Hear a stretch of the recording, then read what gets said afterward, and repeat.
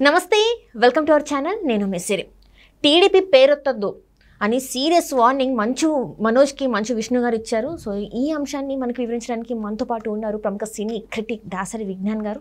నమస్కారం. నమస్తే. సో ఇప్పుడు చూస్తుంటే ఒక ఫ్యామిలీలో మంచు అనే ఫ్యామిలీలో రాజకీయాలు పులుముకొని వాళ్ళ ఫ్యామిలీలో డిస్ప్యూట్స్ అనేవి వచ్చినట్టు మనకి అర్థమవుతుంది. ఏంటంటే వాళ్ళ ఫ్యామిలీలో ఇద్దరు రాజకీయ పార్టీకి చెందిన వాళ్ళ కోడళ్ళు ఉన్నారు. ఒకరు వచ్చేసి విరోనిక వైసీపీ పార్టీకి చెందిన వాళ్ళు అండ్ ఇంకొకరు వచ్చేసి టీడీపీ పార్టీకి చెందిన వాళ్ళు. సో ఇప్పుడు ఇది ఎలా చూడాలి? కుటుంబ గొడవలు అనుకోవాలా లేకపోతే రాజకీయ గొడవలు అనుకోవాలా?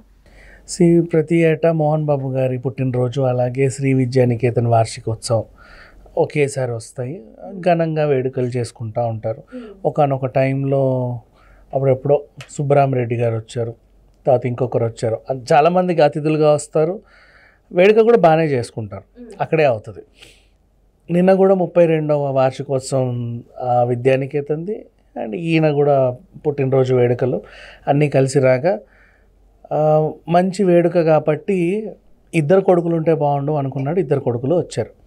అంటే గతంలో గొడవ అయిన తర్వాత ఈయన రాకపోతే మళ్ళీ వాళ్ళు ఇంకేదో అనుకుంటారు, ఆయన రాకపోతే వాళ్ళకి పడకపోతే ఏంటి, తండ్రి మీద ఎవరి ప్రేమ వాళ్ళదే కదా. సో ఇద్దరు కొడుకులు వచ్చారు, కూతురు వచ్చింది, అందరూ బాగానే ఉన్నారు. ఇక పుట్టినరోజు గురించి ఆయన సినిమాల గురించి, శ్రీ విద్యానికేతన్ గురించి, ఇంకా దేని గురించో మాట్లాడితే రొటీన్ కదా. ఈసారి అదే. ఈసారి ఎట్లా ఎలక్షన్స్ ఉన్నాయి కాబట్టి మంచిగా ఎలక్షన్స్ గురించి మాట్లాడుకుందాం అనుకున్నాడేమో. కానీ మొత్తానికైతే ఈయన మోహన్ బాబు గారు గతంలో జగన్కి కొంచెం సపోర్ట్ చేసిన ఆ మధ్యకాలం నుంచి ఎప్పటి నుంచో మోడీ పాట పాడుతున్నాడు. ఆయన ఒకసారి అంట వీళ్ళని ఇన్వైట్ చేస్తే అక్కడికి వెళ్ళాడు. మీరు ఎప్పుడైనా సరే మా ఇంటికి రావచ్చు అని మోడీ అన్నట్ట. ఆ విషయాన్ని కూడా ఆయనే కొన్ని ఇంటర్వ్యూలో చెప్పుకున్నాడు. ఈయన వెళ్ళినప్పుడల్లా ఆయన భలే పిలుస్తాడు, చాలా బాగా కూర్చోబెడతారు, దగ్గరుండి వడ్డిస్తాడు, అన్నీ తినిపిస్తాడు అని చెప్పుకొచ్చాడు. అయితే నచ్చాడు ఈయనకైతే నచ్చాడు. మొత్తానికి మోడీకి గారిని గెలిపించుకోండి, ఆయన మంచి అది, మీ దేశం బీభత్సంగా డెవలప్ అయిపోతుంది అని చెప్పుకొచ్చాడు. అంతవరకు బాగానే ఉంది. అండ్ నెక్స్ట్ మోహన్ బాబు గారు కూడా ఏమన్నారంటే ఆచితూచి వ్యవహరించి ఓట్లు వేసుకోండి అని ఒక హింట్ ఇచ్చాడు. అంటే ఖచ్చితంగా బీజేపీనే గెలిపించండి, వైసీపీకి వేయకుండా అటు ఇటుగా కొంచెం ఇండైరెక్ట్గా చెప్పుకొచ్చాడు. అంటే ఇక్కడ మనోజ్ గారు ఏమన్నారంటే ఆ లైన్ ఎలా ఉందంటే మనం సోషల్ మీడియా చూడవచ్చు. ఏంటంటే సొంత కుటుంబాన్ని సరిగ్గా చూసుకోలేని వాడు, అండగా ఉండలేని వారు మిమ్మల్ని రాష్ట్రాన్ని ఏం చూసుకుంటారు, రాష్ట్ర ప్రయోజనాలను ఏం చేరుస్తారు అన్నట్టు మాట్లాడారు. అంటే ఇది ఎవరిని ఉద్దేశించి అన్నట్టు, అసలు ఎవరిని పాయింట్అవుట్ చేస్తున్నారు? బేసిక్గా జగన్ని పాయింట్అవుట్ చేసి అన్నాడు, సొంత కుటుంబాన్ని సరిగ్గా చూసుకోలేని వాడు. అంటే వాళ్ళ ఇంట్లోనే వాళ్ళ సిస్టర్ వెళ్ళి ఇంకో పార్టీలో జాయిన్ అయింది, ఫస్ట్ రాష్ట్రం మరి కొత్త పార్టీ పెట్టింది, ఏవేవో అయ్యాయి. వాళ్ళ అమ్మగారేమో రాజీనామా చేశారు అధ్యక్ష పదవికి, పార్టీ అధ్యక్షురాల పదవికి రాజీనామా చేసింది. అండ్ వాళ్ళ బాబాయ్ని ఎవరు చంపారో ఇప్పటిదాకా తెలియదు. ఆయన అధికారంలో లేనప్పుడు అంటే అదొక విషయం, అధికారంలో ఉన్నా కూడా ఇప్పటిదాకా తెలియదు, 5 సంవత్సరాలు అయిపోయినాక కూడా తెలియదు. అండ్ నెక్స్ట్ మళ్ళీ ఆ సునీతారెడ్డి కూడా ఈయనే అంటుంది. సొంత ఫ్యామిలీలోనే ఇన్ని అంటే రక్త సంబంధము ప్లస్ కొంచెం చుట్టాలు పట్టాలు వీళ్ళు కూడా దగ్గర రావట్లా. సో ఇవన్నీ చూసి ఏమనుకున్నారంటే ఆ మధ్యకాలంలో విజయసాయి రెడ్డి కూడా చంద్రబాబు నాయుడు గారితో కూర్చొని మాట్లాడడం, తారక రత్న చనిపోయినప్పుడు మాట్లాడితే ఆయన చాలా ఇబ్బంది పెట్టాడు, గట్టిగా టార్చర్ చేశారు. ఆయన కూడా సగము అంటే పైకి హిహి అని నవ్వినా లోపల కొంచెం ఉంది ఆయనకు కూడా. సో ఫ్యామిలీ అందరికీ కూడా కొంచెం వ్యతిరేకంగానే ఉన్నాడు ప్రజెంట్. సో ఆయన ఉద్దేశించి అన్నాడు. ఇకపోతే ఇండైరెక్ట్గా ఇది వాళ్ళ అన్నకు కూడా తాకొద్ది. సొంత ఫ్యామిలీలో గొడవలు అంటే అంతకుముందు కూడా మా అన్నయ్య వల్ల మాకు ప్రాబ్లమ్ అది ఇది అని చెప్పి వీడియో చేశాడు కదా పార్థసారథిని కొట్టిన టైంలో. సో అటు కూడా తగిలిద్ది. ఇప్పుడు ఇకపోతే ఇంట్లో ఏం జరిగిందంటే ఈవిడైనా ఒక పార్టీకి చెందినటువంటి ఒక ఆవిడ చెల్లెలు, పూమాకిల ప్రియ చెల్లి. ఆమె టీడీపీలో ఉంటే టీడీపీ, వైసీపీలో ఉంటే వైసీపీ, ఇంకేపీపీలో ఉంటే ఆ పీపీ. ఓకేనా?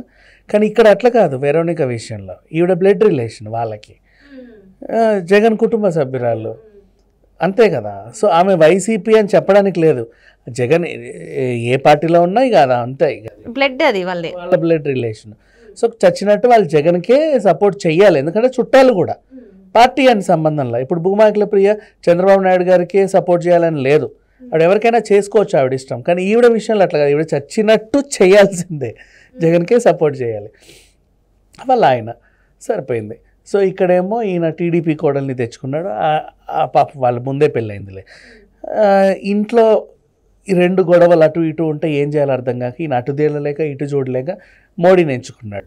అంటే లేదు ఇప్పుడు మోహన్ బాబు గారు చెప్పింది ఏంటంటే, నేను రాజకీయాలలో లేను, నేను రాజకీయాలకు దూరంగా ఉన్నాను, సో నాకు నా ఫ్యామిలీకి ఎలాంటి సంబంధం లేదు అని గతంలో చెప్పారు.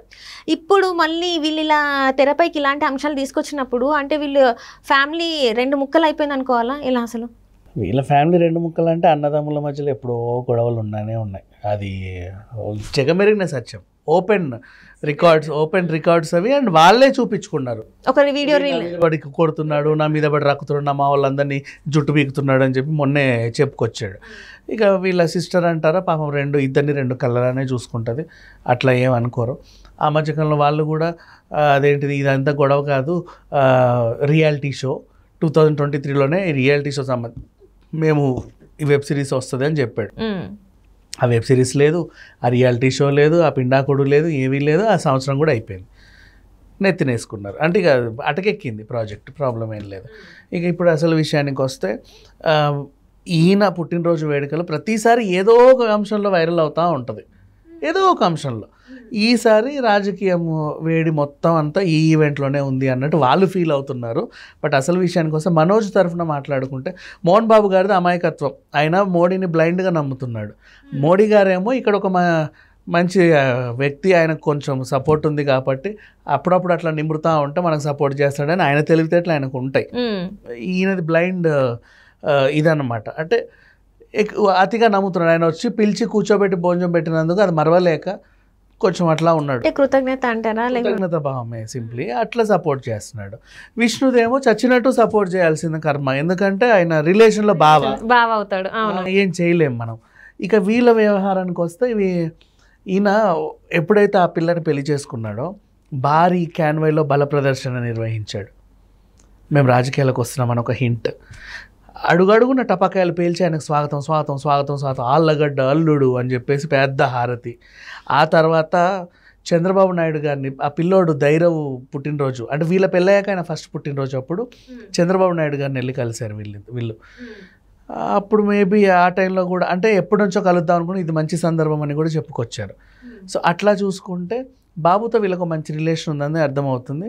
మరి భూమా అఖిలప్రియ ఇప్పుడు ప్రజెంట్ అక్కడ ఆమెకు సీట్ ఇచ్చినా ఇవ్వకపోయినా, పోటీ చేసినా చేయకపోయినా, టీడీపీలో ఉన్నా లేకపోయినా మనోజ్ అండ్ మౌనిక మాత్రం బాబు గారితో ఉన్నారు అనేది వాస్తవం.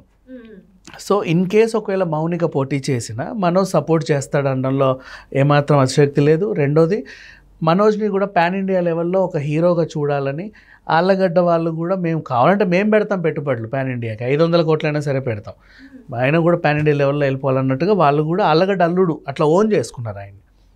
అంటే ఆయన వాళ్ళకి నచ్చేసాడు అంత బాగా. ఇప్పుడు పెళ్ళయి ఒక పిల్లోడు నావిడిని పెళ్లి చేసుకుని అంతమంది అంత బాగా చూసుకోవడంతో అందరికి నచ్చేసాడు బాగా. సో ఈ రకంగా చూసుకుంటే ఇప్పుడు ఈయన రాజకీయంలో కొంచెం వెలుగు పొందే అవకాశం అయితే ఉంది మనోజ్ విషయానికి వస్తే. విష్ణు రాజకీయాలకు రావాల్సిన అవసరం లేదు, ఆ ఫ్యామిలీ బ్లడ్ అట్లాంటిది, ఇక ఆవిడ అక్కడి నుంచి వచ్చింది అంతే. మోహన్ బాబు గారు ఏంటంటే ఒక బ్లైండ్ది ఇది. ఇక మంచు లక్ష్మి న్యూట్రల్, ఆవిడకి సినిమా తప్ప ఇంకా మిగతా ప్రపంచంతో సంబంధమే లేదు. ఆవిడ పార్టీలో ఆవిడ సినిమా, ఆవిడ ఫ్యాషన్ రంగం, ఆవిడ గోల్ ఆవిడదే. Right. Thank you so much అండి Vignan garu. Thank you so much.